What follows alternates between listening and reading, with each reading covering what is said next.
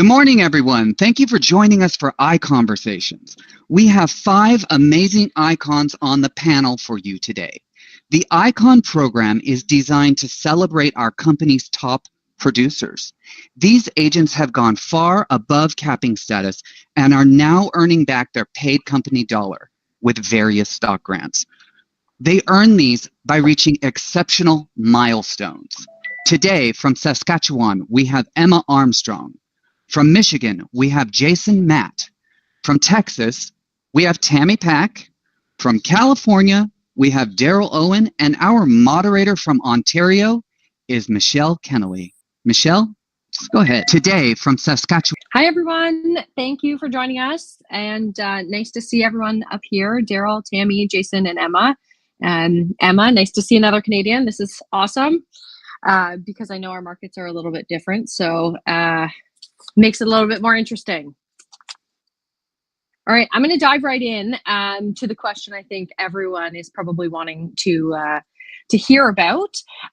We've had these conversations just with my own team, and basically, there in certain areas, I'm not saying every area, there's sometimes downtimes or slumps or slow times, and I kind of want to see what you guys are doing or helping your agents with for doing activities that lead to results in slower markets or when sales volume is a bit lower. So I guess I'll start with Jason. What are you doing to combat the slower sales trends right now?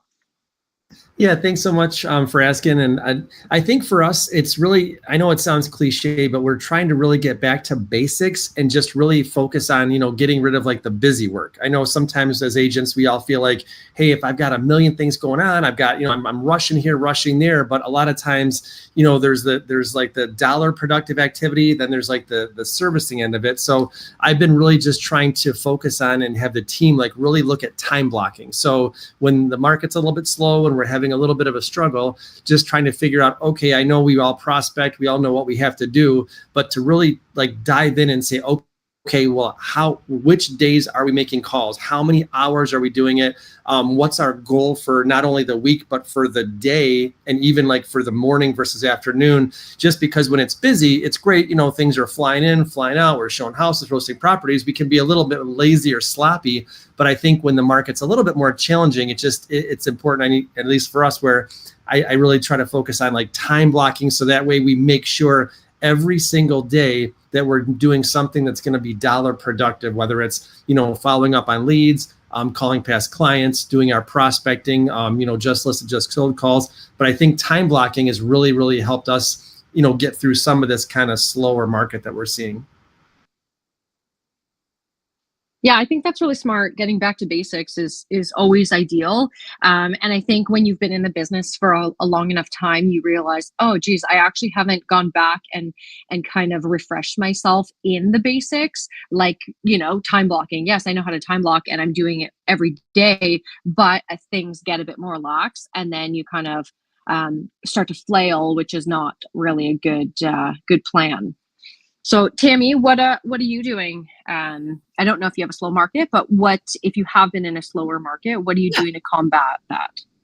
Well, we definitely are. We're in a weird market because it's very slow for what we're used to, but we're a very popular tourist town in Fredericksburg, Texas. We're a town of about 11,000 people, but we get about 2 million tourists a year.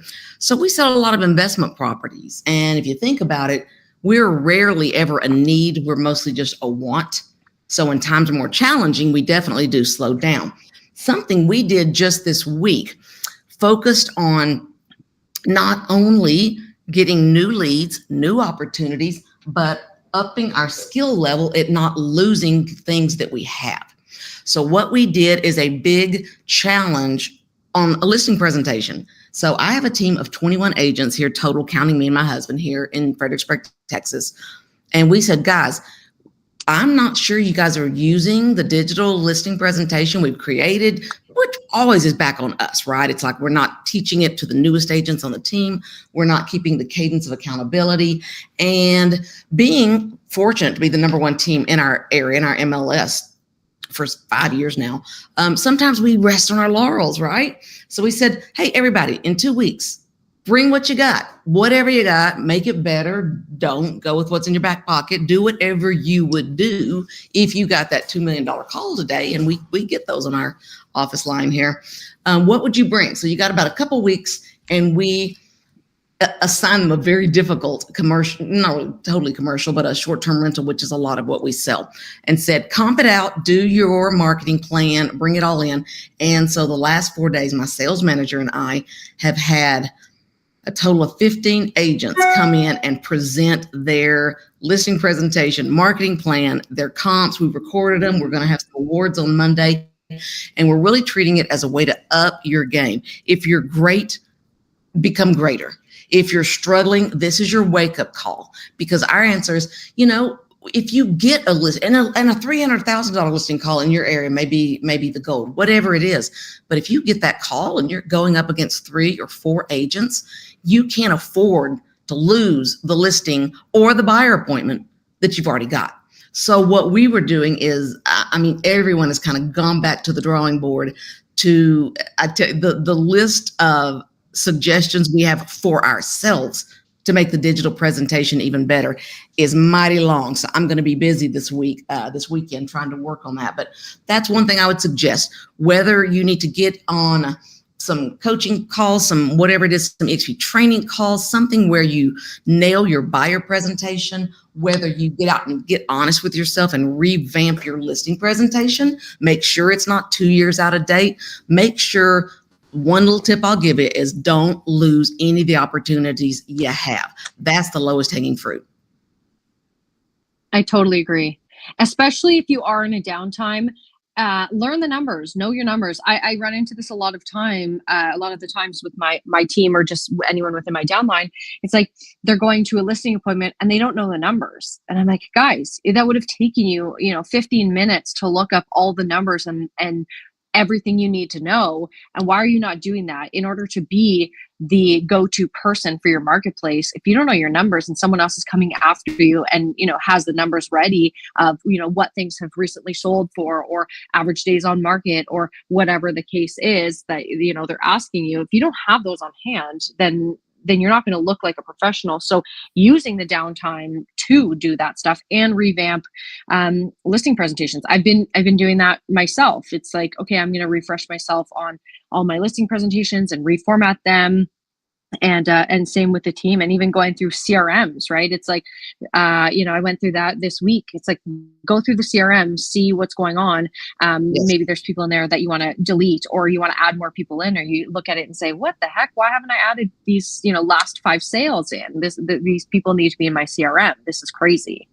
Well, the crazy thing is, I was assuming, because we talk about it a lot and we train a ridiculous amount here. And I'm always like, everyone, go up to the front office and make sure you know how to screen mirror your digital presentation. Everybody's nodding, but nobody's doing, because when I asked them to do it, I said, let's walk up there and see who of you can even do this. And it was pretty much no one. I realized the importance when a couple of agents had gone on a listing appointment while I was out of town for a $4 million listing. They got a desk duty call. And then they said, when I got back, they said, she wants to meet you too, so we want you to come. I got there and I watched them hand over 2 or 3 MLS loose sheets and carry a notepad. I'm thinking, what on earth is going on here? Why are they not in our office? Why are we not controlling the narrative? We happen to have a beautiful office. And I said, you're not leveraging what you have. So I said, always take the blame on yourself and say, this means I'm not modeling what needs to be done. I'm not, what do they say? Inspect what you expect. And we weren't inspecting it. But boy, you never seen such a room of nervous agents. A couple of them I thought was going to pass out. And I said, well, that's a good wake-up call. That's a wake-up call to say, you should be so confident with this that you get the normal butterflies, but you shouldn't feel unprepared. So go back to the basics, like everyone's been saying, and just knock it out of the park. Well, like how Jason said about time blocking, in one of our weekly meetings, I asked everyone point blank. I said, everyone, pull up your calendars. I'm going to point each and every one of you out. I want to know everything you're doing today, everything that's in your calendar. And you should have seen the faces just freeze because they didn't want to tell me that they had nothing in their calendar. It's crazy to me. So yeah, anyway, Emma, what are you doing to combat the sort of slower sales or slower downtime? I think now I'm 16 years in that I have started tracking kind of norms and patterns so that when somebody asks like, oh my goodness, are you slow? Are you feeling slow? You don't go into this panic and you kind of look back and say, well, yeah, it's slower, but it's not a panic. And this is what I do with this time now. And just like what everyone else said, it is that back end time where these systems, maybe you loosened a little bit when it was crazy. You start tightening again and finessing and checking in. And I do find I've got little kids, so it's a nice time where kind of sports amp up and that sort of thing. And you get into more human connection and you're seeing people again outside of a workplace and just reconnecting with your community and checking in. And maybe it's more time to volunteer, more time to, like, I actually started hosting like a Bible study at my house on Wednesdays, and it has nothing to do with business, but it really has everything to do with business in the sense of it's that natural connection and just taking that downtime, not as like a, oh my gosh, I'm so burnt out because I went, and I need this. And then you turn into this panic when everything doesn't pick up again, but really utilizing that space to recharge and reconnect and reestablish some of those systems you let go. So that's what I'm doing. And it is a good time. I find there's a lot of conferences and stuff that I'm dialing into that I just didn't have the brain space to get into, and getting excited for when things start to pick up again, because I don't know about everyone else's market, but ours feels like a cyclical slowdown rather than any sort of crash or that sort of thing. Yeah, I think I've said this a couple times this week, embracing the slump or embracing the slow time. I think it's a fantastic thing. I know a lot of agents kind of go because they feel like they need to, or they have this sort of like guilt if they're not working. I was telling my team, I said, you know, I'm going to go golfing during the day on Tuesday at 10 a.m. So I'm not going to be reachable. So don't even reach me. And I saw some of the faces kind of go like, what? Shouldn't you be working? But you know what? I was doing showings until 8 p.m. So getting rid of that guilt and sort of, and again, refocusing on family things, and like how Emma said with the Bible study, that it's a great thing to recharge and embrace the slump. So yeah, that's awesome. Daryl is in California, so let's hear from him. What are you doing to kind of combat the slower time? Good morning. Yeah, great question. I love what Tammy said, Jason said. We kind of done a lot of that. The back to basics for sure. We have a team vow essentially for everyone that's on our team. I own the brokerage, and then I started the team about 4 years ago. We put a system together that we felt that if the agents just executed on this business plan, it would guarantee the results. And that was pretty simple, but they had to start with at least 200 people in their sphere to add to the CRM that we gave them, which we use Privity. They needed to call at least 150 people a day and do 2 open houses a week. And it's pretty basic, and it worked well. But in this market, like in our area, sales volume down 35, 40% over the last 3-year average. So it's just a lot fewer homes selling because of lack of inventory and of course demand and rates. And we all know, there's just a lot of things happening. So one of the things we did is we really leaned into the database. We doubled down on our touches. We revamped our listing presentations and buyer presentations. We've implemented some exciting things for the agents to keep them motivated. Like we just did a huge prospecting challenge where they had to make 5,000 dials in 60 days or do 50 open houses in 60 days. Like it's just a tremendous amount of effort. Yeah, it's pretty huge. And out of the team of 18, and I had 8 who actually completed the challenge, which is pretty exciting. And so, and it's not easy to do, clearly, 5,000 dials. So now, when I'm looking at the agent's productivity and if their goals are just not where they want them to be, it is my job as an owner and team leader to kind of feed them as much as possible, eliminate the guesswork, if that makes sense, and to also automate as much as I can to give them that leverage they need. So when it comes to clients and database, we build 6 client events a year for them. So all they got to do is make the touches and do the invitations, as an example. Just stay the top of mind for their sphere of influence. We want to make sure that when they're doing open houses, we have a whole open house marketing plan that my staff executes behind the scenes to get more leads, more traffic. We want to make sure that we're providing them with the flyers, the social media graphic, so that all they got to do is say, hey, I have an open house this day and time. And then we have like 80 things that we do for them behind the scenes just to help and make it a little bit easier for them. We want them out there doing 3 open houses, 4 open houses a week. I want to make sure that every open house they do, they're making 150 circle dials in the neighborhood, inviting them to the open house. And we do that because it's a great way to get additional listing opportunities too. We also want to do a follow-up call and let them know how the open house went. We'll call the neighborhood after the open house is over, another $150, and let them know, hey, we had an open house. We had 11 visitors. I have 3 buyers really interested in the neighborhood. That house wasn't the right fit. But do you know of anybody else who might be open to an offer on their home? It's just another way to just make some additional contacts and touches. And we just want the agents adding nurtures every day, you know?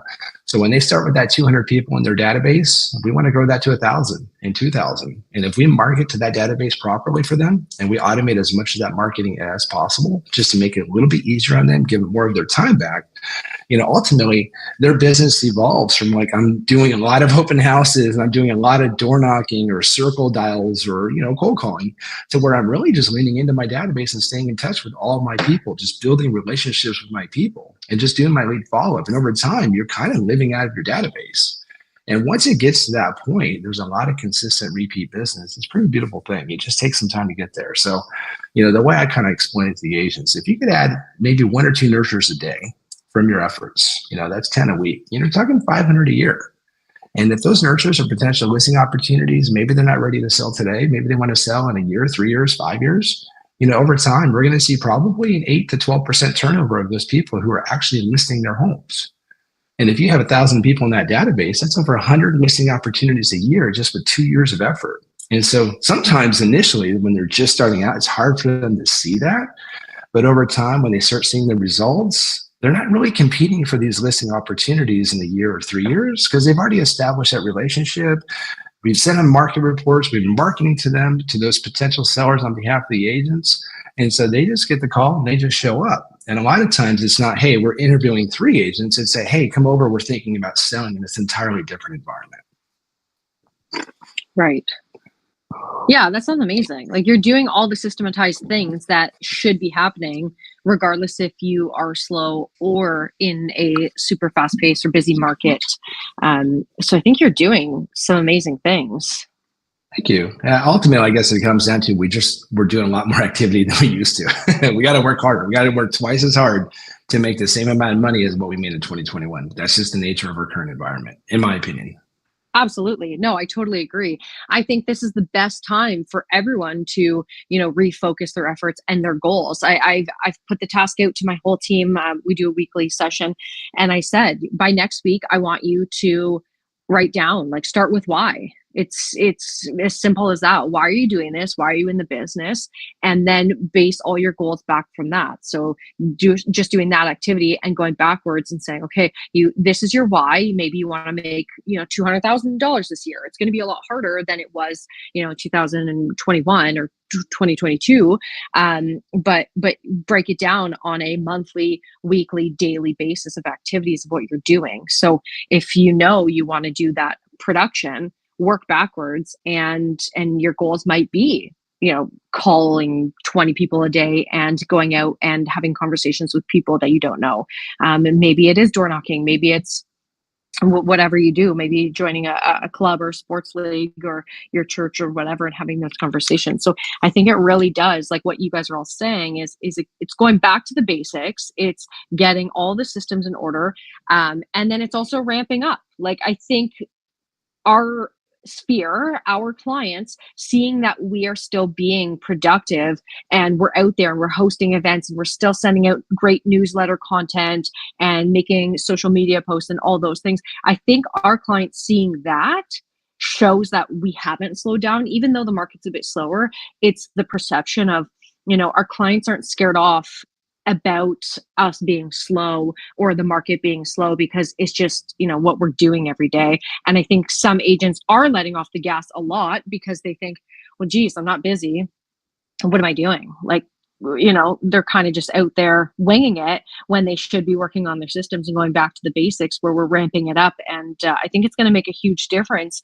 Even in a year's time, we'll see a lot of agents sort of falling off. We're seeing it here. A lot of agents are exiting the business because I think they just don't know even where to begin of going back to the basics. I think you're exactly right about that. Clients are watching what we're doing. And I can tell you, we did something kind of out of the box a month ago. We did what we called a 1-day sale, almost tongue in cheek, like everything must go. And it was a real estate deal where we talked to our clients, what is the biggest drop you would take one day only if it came in today? And we did not put it in the MLS. We had to jump through all the hoops to make sure we were in compliance, but we didn't put it in the MLS. So it didn't syndicate to Zillow or any of those. So it didn't follow them as a digital trail of having this price drop. It was just a 1-day sale. And we knew the odds of selling a lot of things from this weren't great, but we ended up getting 3 under contract, 3 contracts written, and 5 new possibilities, like 5 new people looking at other things because they came to the 1-day sale. And our client said, whether you sell anything or not, good for you, just trying something, thinking outside of the box, making it an event, getting sponsors, getting people looking at your property. So you're 1,000,000% right, Michelle. Our clients are watching what we do and whether we're trying or we're sitting down and giving up. Absolutely. That is a fantastic idea. Did you just host an event basically at every house you did this at? No, we started to do that and we realized we were going to have 50 or 60 participate, and we've only got a team of 21. So we thought it's going to be held at, again, we happen to have a really nice brick and mortar, 3,500 square foot, really nice office. So we had the party here. We had a mimosa bar. We had sponsors here, banks, people that could get you qualified to just, and we would not tell, we told which 50 or 60 properties would be on the 1-day sale. We posted that, made a whole little website for it. But to find out the price, you have to either come in person or call one of the agents on the phone, because we're not putting it in writing anywhere. So it Right. drew some excitement and a reason to come here. Then once you were here, all the properties were ready to be shown. So we had agents getting in cars, heading out, showing properties. And honestly, it started as a joke, because we were kind of laughing about, there's a few places here in town that do these little developments. Y'all may have seen some of them where it's like a big blowout 1-day sale starting at $79,000, and there's one crummy lot for $79,000 and everything else starts at $250,000. So we were joking, going, maybe we need to do a 1-day sale, ha ha ha. And I said, that's exactly what we need to do. And my agent, she goes, I was joking. I'm like, yeah, but let's take out the sleaze. Let's make it legit. And let's take the best parts of what they're doing, which is creating excitement and not divulging the price until the day of. And then let's see what could happen here. So we made it into a huge event. We realized that the majority of our buyers come from the Houston area, about 4 hours away. But of course, we can't send postcards to all of Houston. So we had drilled down, and the best part of Houston for us is Katy. And there's about 15,000 maybe houses, I believe it was, in Katy. And we're like, we can mail to that many. So we did. And we had so many people reach out, so many people go to the website that it couldn't even come to the sale. But we got, and of course, did a ton of digital ads directed to the cities where we sell. So, it's just thinking outside of the box sometimes. Dan Beer loves to say, if you're marketing it and hacking somebody off or you're making you a little nervous, then you're probably not marketing very well. So we're like, what can we push the envelope, make sure we're compliant, and make sure we're ethical in every dot, every I. And we did. And our clients absolutely loved it. That's amazing. I love this idea. I'm going to try and revamp this for here. Awesome. Awesome, dude. Yeah. Okay. So I guess leading into that, of thinking outside the box, I guess the next question would be, are you doing anything outside of the box to get people to your listings? Like whether you're pre-marketing strategies or while you have the listing going, or for open houses or whatever, are you doing anything out of the box or unique to bring people just to the houses? I guess let's give open houses as an example, or a new listing. We'll start with Emma. Yeah, a lot of times I utilize social media a lot, and I'm in a really small center. So I have a community of 12,000 people, and that's where I do most of my business. So I try to interact with people online as much as I can, and always try to do a preview. And a lot of the times I'll have agents reach out to me specifically looking in my area, because I've branded everything to a specific area. So that seems to be really helpful, and kind of doing more of an organized I do the same promotion for every single one of my listings with video and everything, whether it's like a $100,000 condo or a $700,000 list home, just so that people, I feel like they like reliability and like to know what you're going to do every time. And people know I try to list my listings on like Mondays or Wednesdays. Like I have certain dates. I never list on a Friday. I never list on a Saturday, that sort of thing. So just setting people's expectations, I feel like has created a gathering of people kind of waiting to see like what's coming up on Monday. I'm always post a new video on Monday with something fun about the listing, and even telling people when things are coming so they know to look out for it seems to be helpful. I don't do a lot of like paper-based advertising, dropping off or anything. I would be, again, within this small community. I have a run group that we meet every Friday and everybody's open to come, and people just generally start asking like, what do you have coming up on Monday? Because it's just something that I've been really regimented about. Very cool. Jason, let's hop to you. What are you doing? Are you doing anything out of the box for, say, open houses or new listings? Yeah, for the open houses, I think a lot of us, like, we all know what we should be doing, but half the time the open houses are, we kind of just throw the sign up a half an hour beforehand and run in and are all frazzled and scattered. But for us, I know we, just because of with, trying to make things a little bit more productive, we're actually doing where we are calling the neighborhood. So we're calling the neighbors, kind of giving them a chance. Hey, it's a chance to pick your neighbor. Who do you know that might want to move into the neighborhood? So it's actually calling the neighbors and inviting them to the open house, which I know it isn't anything like revolutionary. It's something we all should be doing, but I don't know if a lot of people actually are doing it. And then another thing we're doing is I have had a lot of success where with open houses, if I were to ask you, like, really, really honestly, why do we do open houses? We really do them to get buyers. I mean, like, if the house sells through an open house, that's awesome, but we're really looking for buyers. That's why we have our agents do them. That's why we tell our team to do them. So with our open houses, I've been trying to get our team, and I do it myself, is anybody that comes in there, I always want to find out from them, instead of just looking for buyers from open houses, I've picked up a ton of sellers, because obviously, like, my thought, and I heard this a million times, but everybody lives somewhere. So when someone comes into the open house, I kind of have a little script where I'll say to them, hey, thanks for coming in. I'm just curious, when people come to my open house, they usually come for one of two reasons. They're either a buyer that's looking to buy something, or maybe a seller who's curious on the value of their home. Which one are you? And really, it's been great, because a lot of times, like, people that come through the open houses, they're actually sellers. I mean, they're nosy neighbors. They're scoping out what the homes are going for. And we actually pick up quite a few sellers through open houses just by asking that question. Hey, people come to my open house for one of two reasons. Are you a buyer or are you a seller? Which one are you? And it opens up that dialogue. And it's actually been able to almost double the amount of qualified leads, because it's great if we get a few buyers out of the open house. I mean, it did its job. That's what the open house was for. But how cool is it when you get 3 or 4 buyers from an open house and you get 1 or 2 sellers or 1 or 2 listings from it? So I think just really trying to squeeze everything out of the open house, but also not just looking at it like it's just for buyers. Because like I said, we've all been trained, taught, all the gurus, all the coaches and trainers teach us on open houses. It's to get buyers. You want to get more buyers? Do an open house. You want to have more buyers in your pipeline? Do an open house. You want more people looking to buy a home? Do an open house. But I really think, we're missing out on a lot of those open house people are actually listings. Absolutely. I think, like, for us, what we do is, especially for open houses, people come in and a lot of times they are neighbors, or, maybe they're within the area, maybe sometimes not. But especially when you get a neighbor that comes in, you can say this exact dialogue.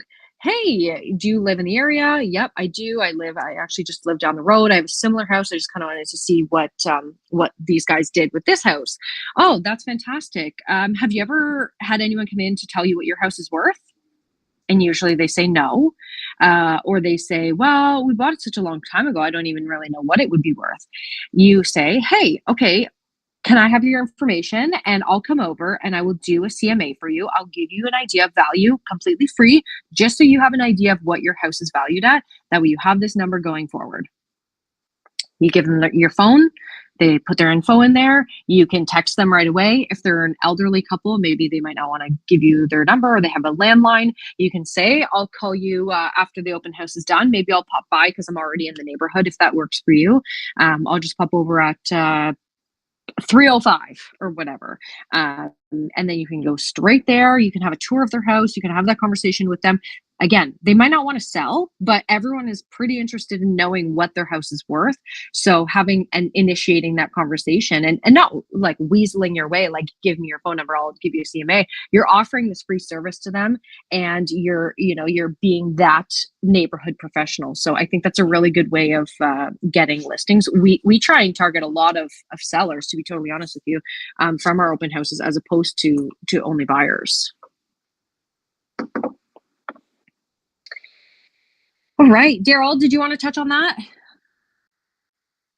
Yeah, I mean, I actually agree with everything you guys are saying. We do very similar stuff, and I love the scripting for the open house. Jason shared, we actually use very similar, one of two reasons script, just to kind of, we really view open houses, of course, as an opportunity to get buyers, but we do want to leverage them for sellers. Is one of the things I mentioned. We agents, sometimes they just really enjoy, I found, are either a voice person or a face-to-face person. I've always put agents in those two categories. Like, I was always just much more comfortable on the phone. I preferred the phone. I felt like I was more efficient on the phone. So I just spent more of my day in the office making dials. That was just how I built my business. But a lot of agents I found that really are not comfortable on the phone, but they really thrive interacting with clients face to face. They thrive off the energy and just being in person, And so we just change and work the activities in a way where I think it's better suited for like their natural style. And that would probably be a takeaway or maybe a suggestion, is to think about that, with one exception. Things that we haven't done before are generally going to be out of our comfort zone. I know that was true for me. Even when I made a lot of calls initially, it was obviously very uncomfortable to do that, but I still preferred the phone over doing it in person. I do think it's important to really try something out, but really do a meaningful amount to determine what makes sense for you or what works best for you, especially where you get the most results. I don't think an agent can make 100, 200 calls and think that's just not the way for me to do it. I think they should do maybe 10, 20, 30,000 dials to just get a feel for it. And then they can determine, hey, this is actually working, it's moving the needle, or it's not, or I'd rather just do open houses. And right now, I think our average 8 open houses, about 1 closing as a team. And I'm not sure how good or bad that is. Just looking at our data, our average agent needs to do and conduct about 8 open houses to average a closing from open houses. Wow. Very cool. Tammy, did you have anything to add for, say, open houses or new listings, what you're doing outside of the box or for marketing? Yeah, we're having an open house this afternoon, and we like to do mega open houses with 3 or 4 on there, but even when we can't, we've of course got a social media event. So we have all of our agents go in there and click interested and going, and then that starts promoting it over to their profiles as well. So whether they're coming or not, just seeing that gives people more confidence in coming. And again, it's another thing that it gives you something to talk about on social while you're there. Do the post, do the live video. Live video is a great way to dip your toe into social. And I know a lot of agents would say, oh no, that's the scariest to do, but it's really not. Because when you're going live, people aren't looking for perfection. They get it that you're just chatting. If it's a video you want to go and do all this editing to, their expectations are a little higher. So go in there, do a live video, and look at it this way. If you're absolutely horrified with it, you always don't have to post it, and probably 1 or 2 people even saw it being live, because most of the action comes later. I always tell people that way, if you trip and fall, you could delete it, but please don't. Because if you trip and fall, that will be your one video that will go viral. So, to be so luckiest to stumble into something. That would just be a bomb video. People would love it. Just be yourself. Come on there like, hey, I'm just letting you guys know we're going to be over for a couple hours at this beautiful house. We got some snacks here. No pressure to buy whatsoever. And with the new NAR settlement, don't forget, the only way that you can see a house without needing to sign a buyer broker agreement is to come to an open house. So we can just meet each other, because I clearly represent the seller. So you can just stop by, no pressure. Tire kickers, not only welcome, tire kickers are loved, because who among us bought a house without first kicking a few tires? So just put the pressure down, make the barrier. We want to see people here. Let's visit, get to know our neighbors. And yeah, that's what I would do. That's so cool. I absolutely love the pick your neighbor, and I'm totally stealing that. I have a new listing in a smaller subdivision, all newer homes, but it's kind of like a bit of an elderly area. So when you say pick your neighbors, their ears perk up and think, oh, my friend has wanted to move to this neighborhood. I'm going to call them, and they kind of do the legwork for you, which is super cool. I had someone in the chat ask, have you ever given any neighbors a referral fee if they know someone to be looking in the area? I know for us in my market, that's not really allowed. We can't just give a referral fee or money, but you could do something else. So I'm curious if anyone has done that. We can't do it either. Or I think there's a $50 limit. It's something so low that, I would just come closer to showing them a lot of appreciation and recognition. Maybe if you know them, take them out to lunch. If you don't, send them some flowers or a gift certificate to go out and eat, just something like that. I think people just like to be acknowledged and appreciated. For sure. Jason or Daryl or Emma, is that a thing in your area? Or have you done anything sort of where you've not referral, but yeah, go ahead. It was actually funny. I think we actually are allowed. Yeah, we're allowed to here. And it was actually funny. An agent had sent out like a mass email, not from our brokerage or anything. And they had a whole structure on like, if you send this many people, you get this much. If you send it, and they had accidentally sent it to a bunch of agents. So I know it is happening in our market. Oh, wow. And it was like very specific. It was like a bit of a pyramid. Like it was very well laid out and a plan. So I know that it's happening here.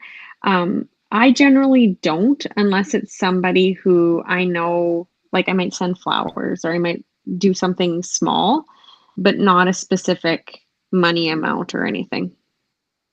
Yeah, I know for us, it's such a gray area. I don't think we are allowed, but I think like maybe Tammy said that there might be like a limit or something you can do it. So I found that if, like we were saying, I think that people just love the acknowledgement. So like I'll actually send them a thank you letter, because obviously when's the last time anybody here's even got a thank you letter from anybody? It's like so rare. So when people get like a letter in the mail, a handwritten letter that says thank you, that they seem to enjoy it. And then I do keep them up to speed on the process. Like once they get an offer accepted, I'll say, hey, by the way, that person got their offer accepted, and hey, by the way, we're closing next week. Thank you so much for the referral. So I think, I mean, we all love money and gifts and all that, but I just think to stay out of trouble, and if we're not really sure if we can or can't, I just think that the appreciation and, like just the communication with that referring party goes a long way. And obviously it encourages them to send even more. So that's I always really kind of try to go over and above to really keep them involved and let them know and just thank you.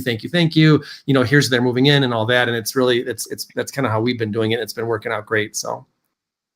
That's really cool. Yeah. Like, I mean, you can even do, invite them to dinner with you. You can take them out for dinner or lunch or a coffee, maybe at a local coffee shop, and then give them a gift card for that coffee shop. I know it's such a great area for referral gifts. But with my family members and friends that refer me, I do give them gifts. I do give them a thank you card and letter, because I totally appreciate that. And if you think about it, if I give them a gift card for a few local places and it costs me $300, let's say, or $250, I think that's our sort of sticking point in Ontario. But it's kind of a nice gesture to them that A, shows appreciation, and B, they're going to be more inclined to refer you. And if you think about it in the grand scheme of things, $300 for a successful lead that already has that rapport kind of with you is fantastic.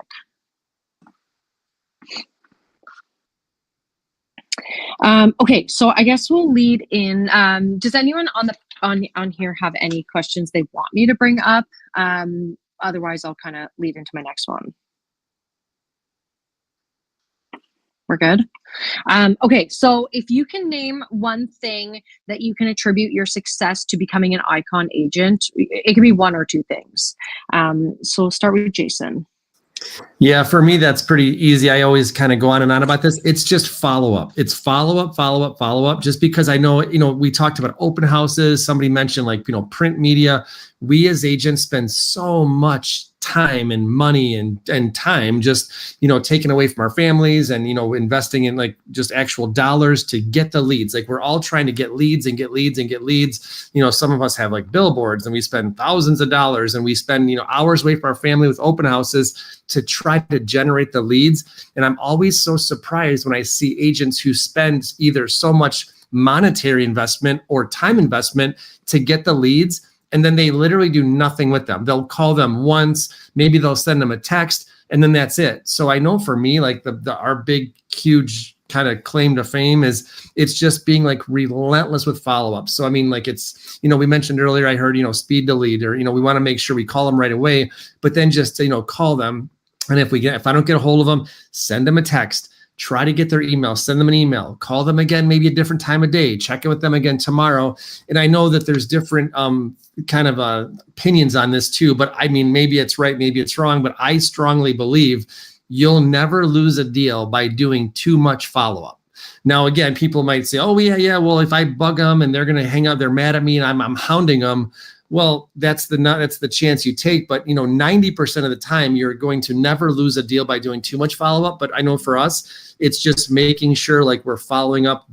Whether it's leaving messages, but send a text. I know for myself, you could call me literally all day long. You could call me 50 times in one day. I'll never answer the phone ever. I don't care who it is. I'll never answer. Maybe for my grandma, I might answer. But you know what? If you send me a text, I literally will almost pull over to the side of the road and be oh, I got to text you back. So people respond to different methods. So text, email, call, Facebook, Messenger, whatever. But I just think the follow-up is so important to just, set yourself apart and utilize those leads that we're already spending so much money and taking so much time away from our family to get. But then I see people they don't follow up, and it's so frustrating. So I think follow-up for me has just been the biggest thing that's, really caused a lot of the success we've seen. I think it's super important though. If you're following up with people, I've been following up with people, for instance, this couple I followed up with for 7 years, and they did nothing during that time. And then all of a sudden I sold their home and sold them a new one. Yeah. So, I think it's even like that where I have agents on my team where they're well, I left them a message. I'm okay. And did you try? And they're well, they didn't call me back. Well, try texting them. Okay, well, I called them and then I texted them the next day. Okay, and they didn't call you back or text you back. Try maybe calling them again. So I just think I know it sounds very simple, or it seems kind of common sense, but it's just being a little more aggressive. I think we started this conversation out with what are we doing to try to, it's a slower market, it's going to take twice as much work to make the same amount of money. So I really think it's just being a little more aggressive. And I probably should have mentioned that earlier when we were saying, what are you doing different? It's just being maybe not a little, but a lot more aggressive with the follow-up. Because like you said, maybe, some people buy right away or sell. Other people takes, a little while, a longer, lead time, but it's just making sure you're just not well, I called once and left the voicemail, or I sent 2 text messages, or, oh, I called them last week. Okay, well, you need to call them again and again and make sure you have a system for that. And when am I going to call them? How often? What am I going to say? And just making sure you have some sort of a process when you get a lead. What are you going to do? How do you follow up with them in an appropriate, I'm being a little over the top, but, in an appropriate way that's going to get them to either respond or eventually, answer your call. Yeah. I mean, for us, if we call someone and then we text them right after, just say, hey, I called you, would love to chat, whatever the conversation is, you can send them an email, but you can also find those people probably on multiple social media platforms. Add them as a friend, reach out to them, DM them on Instagram, follow them on Instagram, whatever. The worst thing that could happen is they tell you to buzz off and you just, okay, yeah, no problem. Cool. But I think what you're saying is if there isn't too much follow-up, there isn't too many times to reach out until they say just stop. Okay, let's go to Tammy. Name one thing that you can attribute to your success to becoming an ICON agent? Social media. Everything in my business. I like take anything away from me before you take that. And a lot of agents I find tend to focus on their business page, and that's great. But I'm telling you, all the action is on your personal profile. So I've got a house under contract in a week. So I just did a post. I sent it over to my business page, but no one really cares. People care on your personal profile, and make sure you keep 5,000 friends at all times so you have the most people in your area seeing what you're doing. Then spend 80% of your time talking about things that aren't work. Because if you don't need a plumber right now, you don't want to see a business page from a plumber popping up. But if you've got a Facebook friend who's a plumber who does clever, kind of fun, interesting things about, look at me, 10 o'clock at night under a house, the glamorous life of a plumber, and then the rest of his posts are about his normal life, you're going to remember he's a plumber. But don't inundate them with your listings and the boring. You've got to make each one fun. You can post about it as much as you want if each one is unique, funny, interesting, or eye-grabbing, but build your reputation for free on social media. I 100% agree with you. Like, I post outfits of the day. I post books that I'm reading. I post my dog. All the things. I hardly post about real estate. Like, I obviously post a lot about real estate, but hardly compared to all the rest of the stuff. And all of the engaging things were posts that weren't real estate for the most part. Like, I wore pink pants yesterday and funky shoes, and the amount of responses to my story was unbelievable. And I had conversations with every single one of them. No, I believe. Okay. Daryl, name one thing that you can attribute to your success to becoming an ICON agent? Great question. I have a philosophical and a technical side.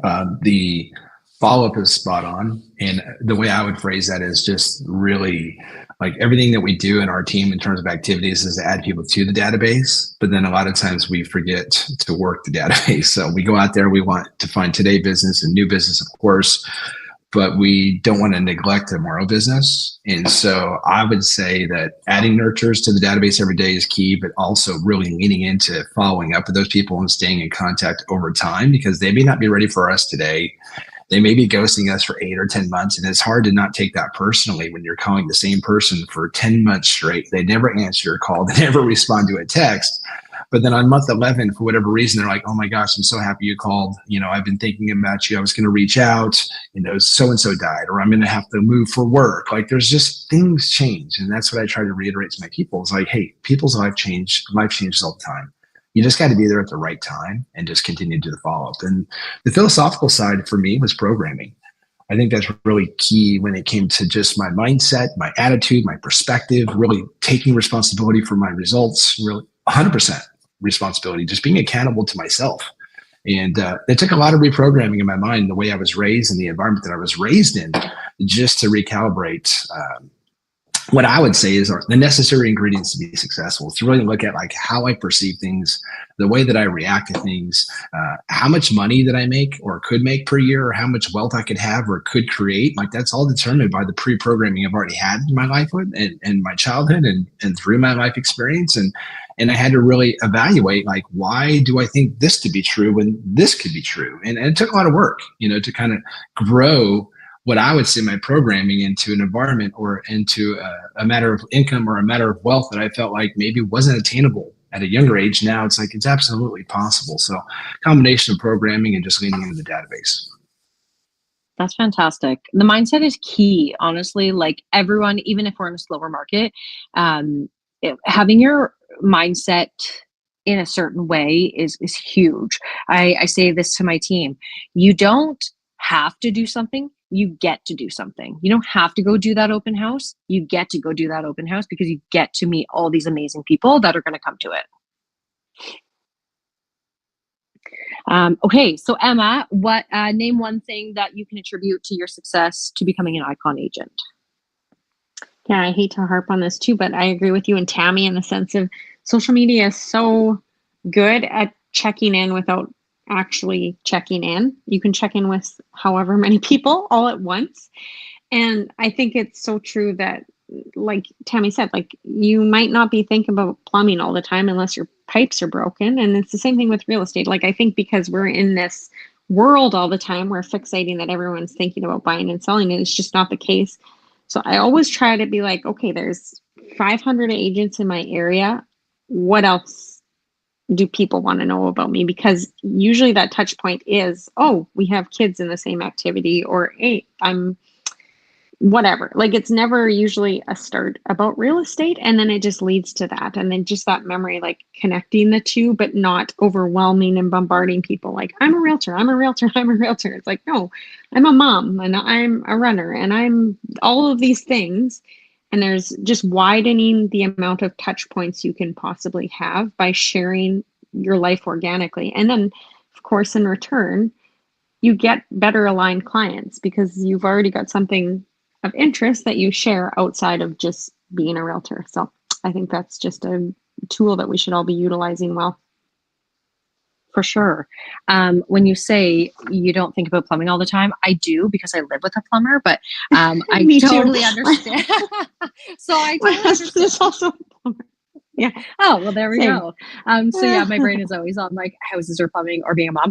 But I think for the social media, it's definitely like humanizing yourself, and people see that. They see that, oh, great. Like this, she's just a regular person. She does regular things, like goes running and takes her kids to the park and walks her dog and, you know, makes awesome meals or whatever. So I definitely, Well, yeah, go ahead.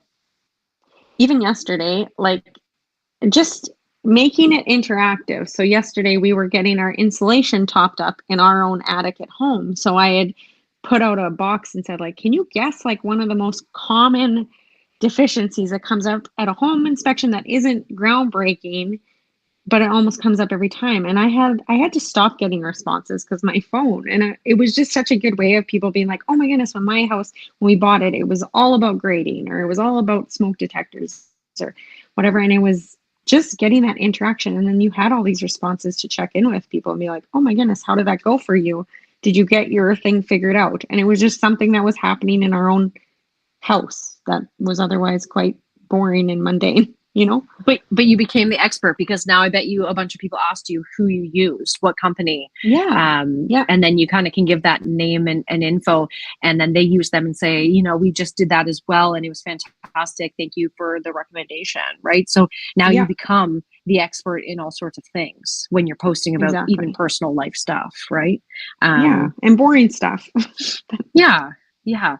I think for me, I'll just touch on it quickly because we only have a couple more minutes. But for me, the one or two things that I can attribute to my success is my drive and grit, because I am super duper motivated. I have my goals set from the beginning of the year, both personal and professional. So I am like, I'm getting to Icon, and that's the end of the story, period. So very, very motivated for that. But also being super down to earth and humble, and how I show up every day with being on social media or just in person. So I focus on a lot of my leads and follow up, and that leads to my success. But I think just me being out in public and I'm talking and having conversations and just, you know, being genuinely me made a world of difference, I think, in my community where I volunteer and I'm involved with sports and doing all sorts of stuff. And I talk a lot. So it's great. I have all the conversations with all the people, strangers in line,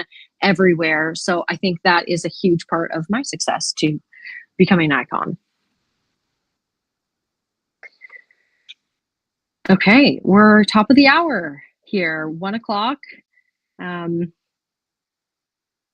don't know if Brian comes back on, but thank you, everyone. Yes, I do. I want to thank you all for being here on iConversations. This, of course, was an epic panel. All of you out there watching in the audience, we are here every Friday after Big Agent Meeting, and of course streaming on YouTube. If you are watching this on YouTube, smash that like button. I want to thank all of our panelists